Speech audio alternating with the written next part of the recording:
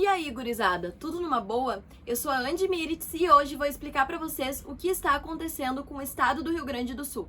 Eu conversei com duas especialistas em mudanças climáticas e visitei o município mais afetado do estado pelas enchentes no início de setembro e vou mostrar tudo isso aqui. Segundo a Climatempo Meteorologia, em 3 meses, 9 ciclones atingiram o Rio Grande do Sul. Combinado com as ações do El Niño, as formações do fenômeno se intensificaram. Eu conversei com a Regina Alvalá, especialista em desastres relacionados ao clima e diretora do Centro Nacional de Monitoramento e Alerta de Desastres, o CEMADEM, e ela explicou a relação do ciclone com as intensas chuvas do estado. Ou as chuvas aí no estado do Rio Grande do Sul, no início de setembro deste mês, e que culminou nos desastres, não foi um ciclone, foi uma frente que se formou, é um sistema meteorológico que se forma mais lá no sul da América do Sul, que se desloca.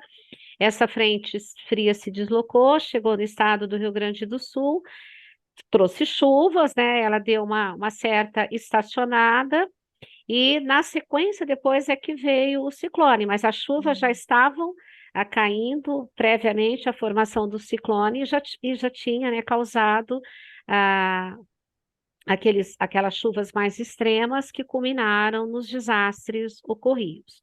E o ciclone é um sistema que se forma depois, acabou-se, né, que a disseminação foi tão grande na mídia, principalmente, que o que causaram as chuvas, né, era o ciclone, ciclone, ciclone, que isso acabou virando, o ciclone virou o vilão, né, do desastre, mas na verdade o que causou foi uma frente. Esclarecido isso, né, a gente tem então esse panorama do que foram essas chuvas na região sul do Brasil, né, em anos em que há ocorrência, né, do fenômeno El Niño, esperam-se chuvas mais abundantes, né?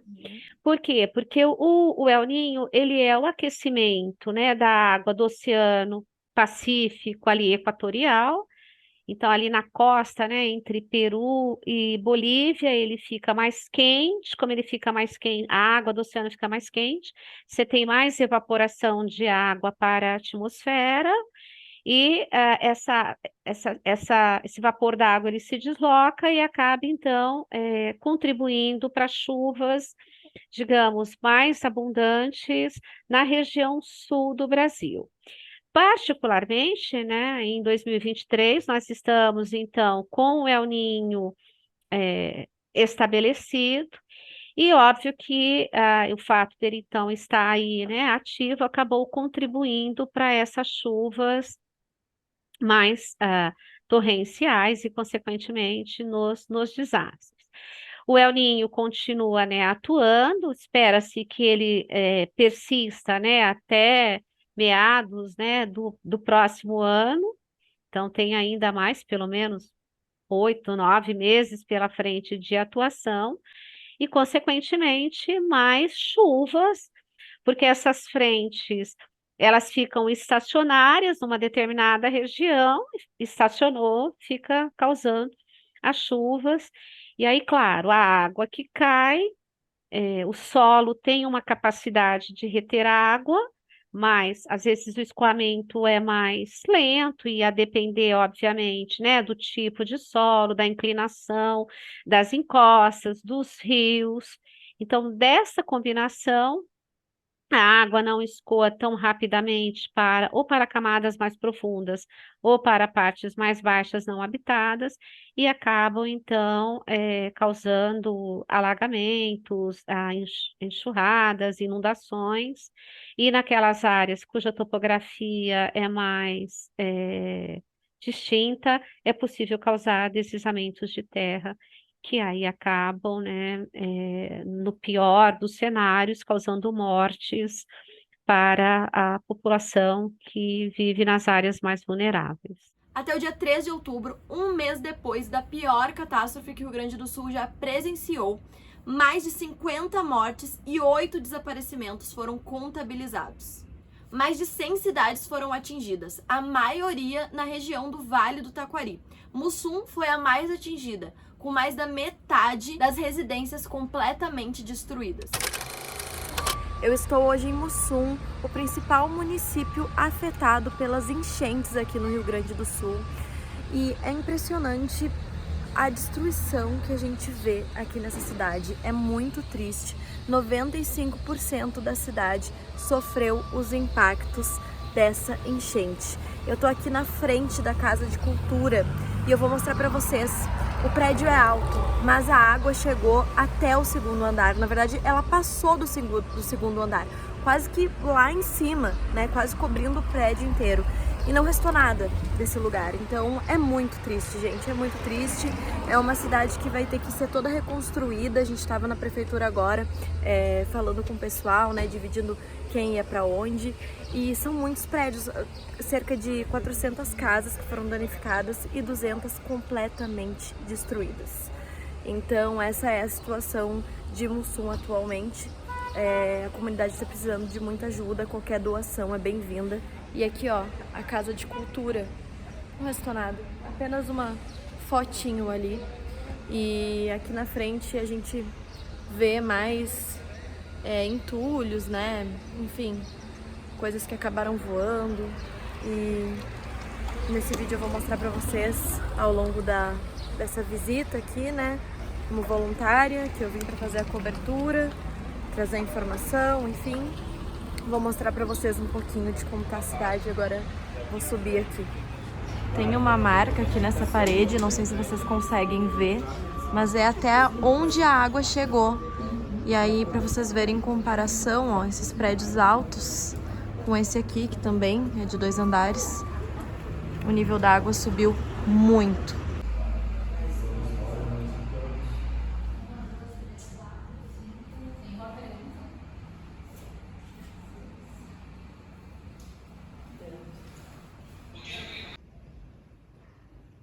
É uma foto só pra ver se tá dando. Faz as fotos depois.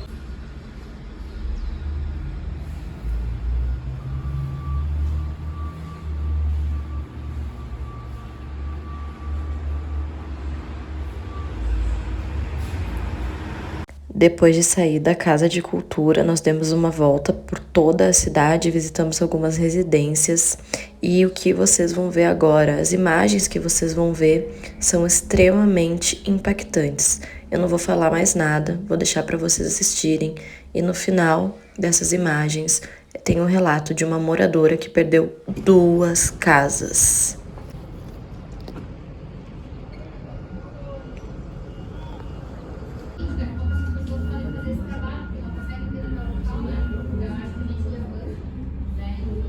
Talvez seja projetos nenhum, não tem mais nada.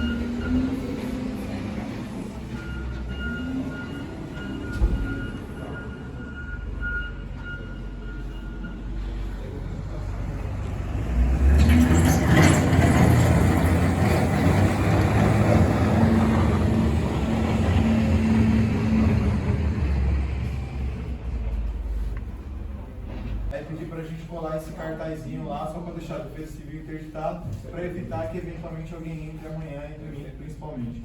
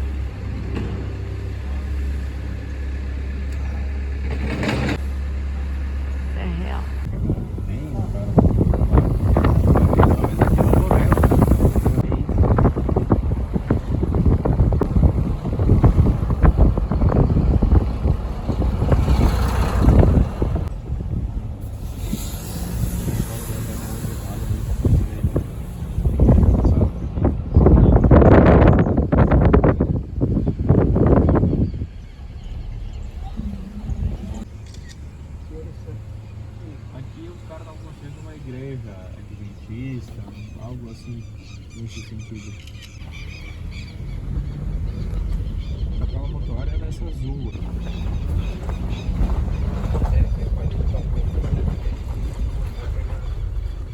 Nossa. Era.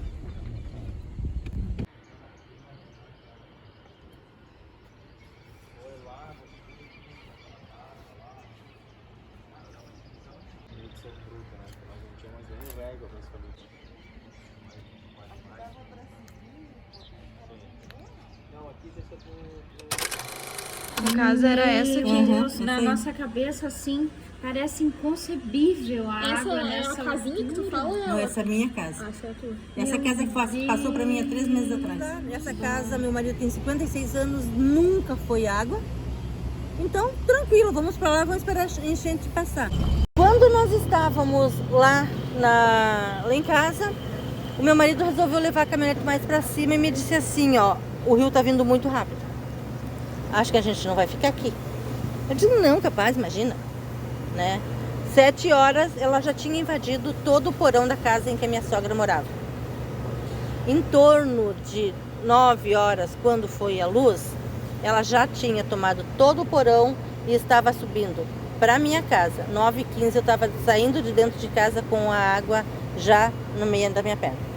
Aí nós subimos por trás e saímos na casa da vizinha, pegamos a caminhonete e fomos para o Bicho do Mato, lá na 28. E lá nós ficamos até às 6h10, mais ou menos, da manhã, porque a ansiedade era muito grande para vir ver o que tinha acontecido em Mussum.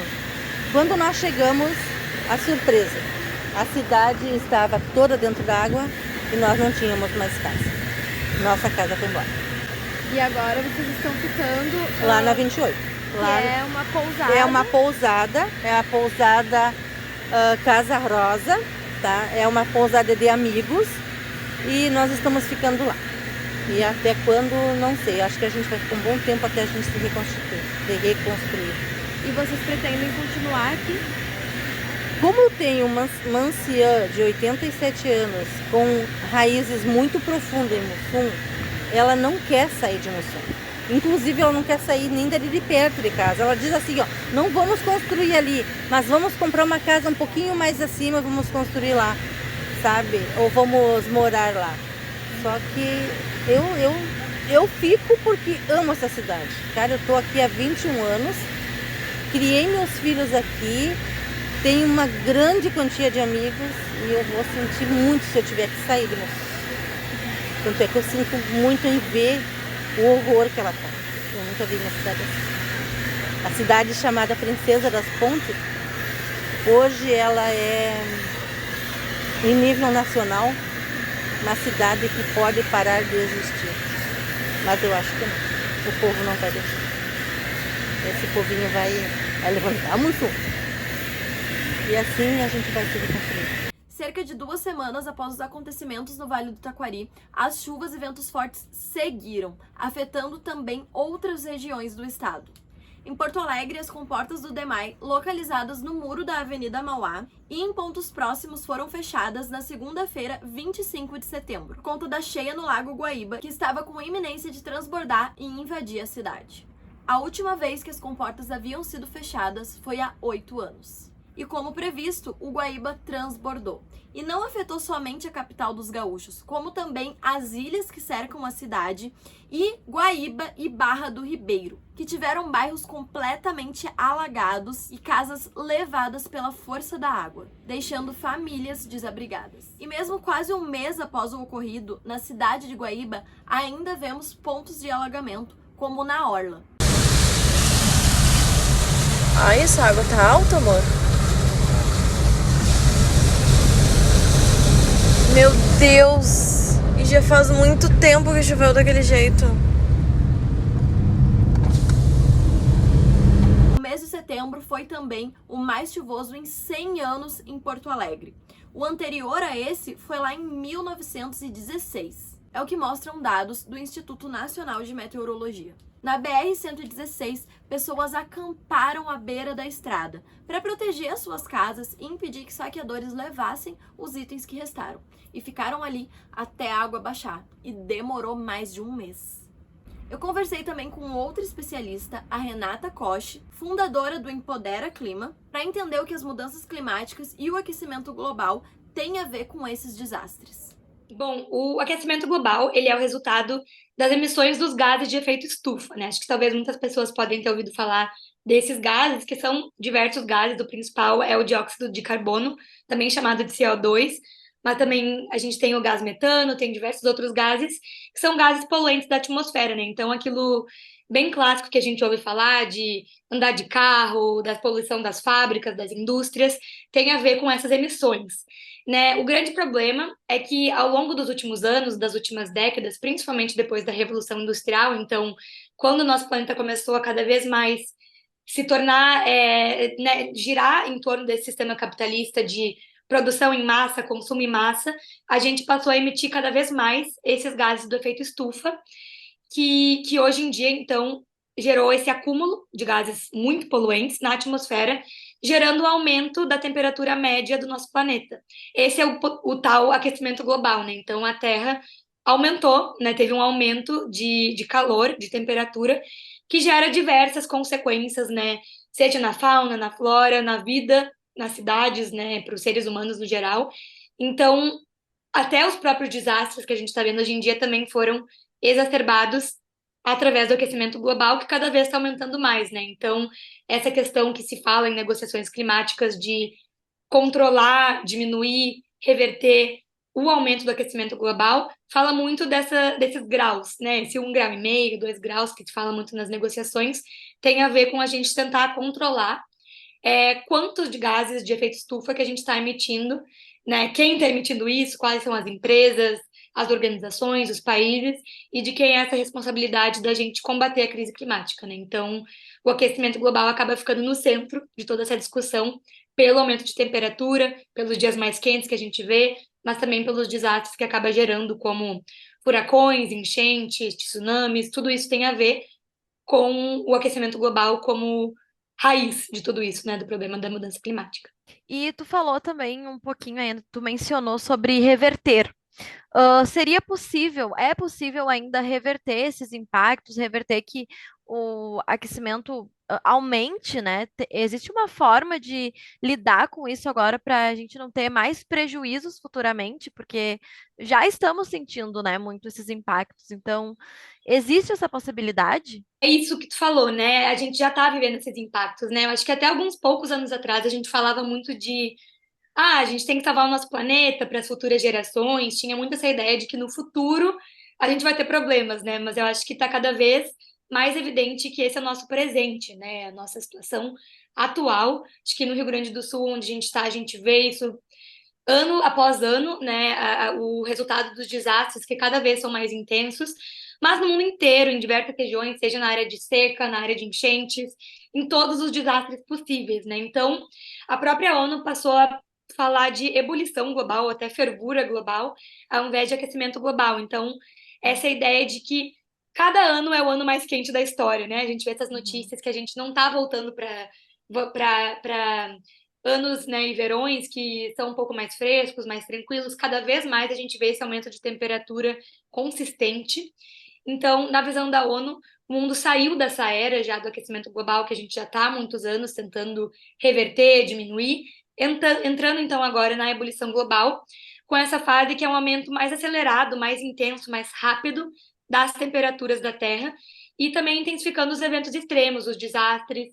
Isso é um grande problema, porque significa que a gente está muito longe hoje em dia de reverter toda essa situação, porque a gente já saiu de um momento em que as coisas estão, vamos dizer assim, sob controle, né, que a gente consegue controlar as emissões, o que cada país está emitindo em termos de gases de efeito estufa e, consequentemente, esse aumento da temperatura. Nesse momento, a gente está tentando mitigar um pouco dos desastres, né? Então, o que a gente pode fazer nesse momento com a situação que a gente está, né? Além da questão um pouco mais sistêmica, que se fala muito, né, de transição energética, então vamos sair dos combustíveis fósseis, vamos mudar a forma que a gente usa ou pensa no transporte, pensa no consumo. Isso já são mudanças sistêmicas que vão visar essa diminuição dos impactos do aquecimento global ou da ebulição global a longo prazo. Hoje em dia, a gente já não está numa época que a gente consegue reverter todo esse estrago, né, todos esses danos que já foram causados no nosso planeta por diversos países, enfim, por diversas atividades causadas pelo homem, né, querendo ou não. O aquecimento global é isso, né? A gente vê esse aumento mais intenso não só pelo fato natural, né? Por exemplo, desastres naturais, fala muito, mas essa intensificação acontece pelos seres humanos mesmo, né? São as atividades que a gente causa nesse nosso sistema de produção desenfreada, de consumo desenfreado. Então, hoje em dia, a gente pensa mais numa redução, numa mitigação dos danos e também se fala muito em uma adaptação. Então, a gente pensar um pouquinho o que a gente pode fazer agora que os desastres já chegaram, né? Principalmente em países, regiões, comunidades mais pobres. O que a gente pode fazer agora que os desastres já chegaram na porta dessas pessoas? Pessoas já perderam suas casas, suas famílias, sua fonte de renda, para quem mora, por exemplo, em áreas rurais, são agricultores. O que a gente pode fazer para adaptar essas regiões e comunidades à situação atual? Então, hoje em dia se pensa muito mais em a gente pensar em como viver em torno dessas perdas e danos que a gente tem, como pagar por isso, pagar por essa transição, do que reverter tudo, né? Óbvio que os dois têm que andar lado a lado, a tal da mitigação e da adaptação, mas ao mesmo tempo não pode mais só se falar de mitigar e diminuir os gases do efeito estufa e, portanto, reverter essa situação. Tem um movimento, né, de que muitas pessoas duvidam do que, mesmo vendo todos os desastres, duvidam de que existe um aquecimento global, de que os desastres estão ligados ao aquecimento do planeta, e muitas vezes falam, mas isso sempre existiu, né? Como provar para essas pessoas que isso é real e que está impactando, né? Realmente está impactando negativamente o meio ambiente? E também como que essas mudanças climáticas elas afetam a frequência e a intensidade desses desastres que já existiam, mas que, né, estão acontecendo mais. Então, eu gostaria que tu finalizasse um pouco falando sobre esse contexto, assim, para essas pessoas que não acreditam, né? As mudanças climáticas realmente sempre existiram, né? A gente teve a era do gelo, a gente teve diversas eras ao longo dos nossos milhares, milênios de anos com o planeta Terra, mas a grande diferença desse momento que a gente vive agora, que a gente vive nos últimos 50, 60, 70 anos, é que a frequência disso é cada vez mais alta, mais intensa, mais rápida, né? Então, por exemplo, o ciclone extratropical que a gente está vendo agora no Rio Grande do Sul já aconteceu nos anos passados, a gente já viu diversas enchentes e diversas mudanças climáticas, mudanças de temperatura extremas no nosso estado ou em diversas regiões do Brasil. Mas a questão é que agora elas acontecem repetidamente, com uma frequência altíssima, tão alta que é quase inesperado para muitos governos, prefeituras, organizações poderem lidar com isso de forma rápida, eficiente, evacuar a população, por exemplo. E esse é o problema, né? As mudanças climáticas, afinal de contas, qual é o impacto delas, né? É nas pessoas, são as pessoas que vão perder as suas casas, são as pessoas que vão ter que migrar para outra cidade ou país, né? São os chamados refugiados climáticos, migrantes climáticos. São as pessoas que vão perder a sua forma de ganhar dinheiro, né? O seu comércio, a sua qualidade de vida, a sua água limpa, seu saneamento básico. Então, hoje em dia, a gente está pensando muito mais sobre como que a gente pode lidar com essas mudanças que já acontecem, sim, há muito tempo, mas cada vez mais de forma intensa e repetida e assustadora, na verdade, né? É uma questão que não importa nem mais a desigualdade social, acho que sim, as pessoas mais marginalizadas, pessoas que moram na periferia, por exemplo, nas favelas, vão ser afetadas primeiro, porque muitas vezes estão em regiões, por exemplo, que vão sofrer queda de barragem, né, ou deslizes, ou alguma coisa assim, que vai gerar alguma consequência, como perder suas casas, perder o seu sustento, mas ao longo dos anos a gente vai começar a ver que isso vai afetar todo mundo, né? Então não importa se é a pessoa mais rica ou a mais pobre, todo mundo vai viver as mudanças climáticas. É uma questão que que é transfronteiriça, né, como a gente diz no mundo das relações internacionais. Então, ultrapassa cidades, países, fronteiras. Então, é a gente poder ver as notícias, na verdade, ler a ciência, né, ouvir de quem realmente estuda e sabe disso, porque, na verdade, as mudanças climáticas são um consenso, né? A questão de que a mudança climática está acontecendo de forma cada vez mais intensa e que ela é causada pelo ser humano é um consenso de 99,9% dos cientistas do mundo. E isso na ciência é gigante, né? Quando a gente tem um consenso que é quase 100%, é basicamente um consenso, né? Então, essa ideia de que a ciência, os fatos, os dados nos dizem que sim, a mudança climática está acontecendo, né? E eu acho que talvez essa falta de conhecimento ou as pessoas que negligenciam a questão climática também tem muito a ver com a falta de conscientização desses assuntos, né? Então, por exemplo, a gente tem o IPCC, que é o painel intergovernamental da mudança climática, que todos os anos ou periodicamente solta estudos que reúnem centenas de cientistas ao redor do mundo, muito respeitados, sobre qual o status da questão climática, né? Então, o que vai acontecer esse ano? Quanto tempo mais a gente tem para talvez reverter um pouco da situação? A gente saiu de aquecimento global para ebulição global. Saem esses relatórios, mas não chega à população, né? A população, enfim, talvez uma família mais pobre que está simplesmente tentando sobreviver ali, às vezes não vai ter acesso a um relatório em inglês da ONU que está numa linguagem extremamente inacessível, né? Então, como é que a gente quebra essas barreiras, chega nas pessoas que talvez não podem acessar esses espaços, não conseguem? Então, eu acho que tem muito a ver com essa conscientização, com a educação climática, que é muito do que a gente trabalha dentro da Empodera Clima, né? Então, muito do nosso conteúdo, tanto para as redes sociais, artigos que a gente faz para o site, são fáceis de entender, são coloridos, são acessíveis para jovens, por exemplo, pessoas que talvez não necessariamente negligenciem a questão climática, mas não entendam o que isso tem a ver comigo, com o meu dia a dia, com a comida que vem no meu prato, com, sabe, com o motivo de que a escola do meu colega que mora na cidade tal, do interior do Rio Grande do Sul, fechou, etc. Então, poder conectar um pouco esses pontos e entender que a mudança climática tem sim a ver com o nosso dia a dia, com a nossa rotina, com a nossa cidade, as nossas famílias, é esse ponto que eu acho que a educação climática pode fazer, sabe? Então, acho que cada vez mais fazer esse conteúdo, por exemplo, que tu está produzindo, falar sobre isso, trazer isso para a mídia de uma forma muito acessível, é necessário, e realmente conectar com o dia a dia, né? E não só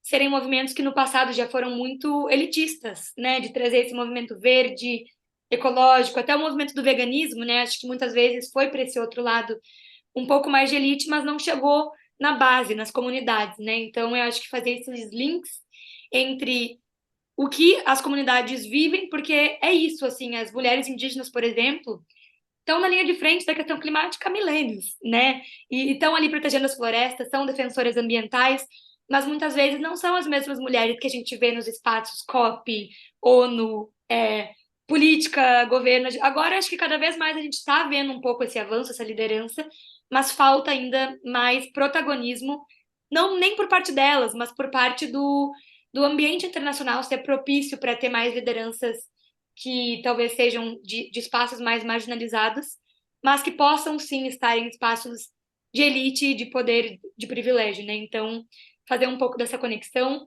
e entender realmente que a mudança climática tem a ver sim com o nosso dia a dia, com a nossa vida e com a nossa rotina. Cada vez mais vai ser necessário, porque é isso, né? Está acontecendo agora, não no futuro.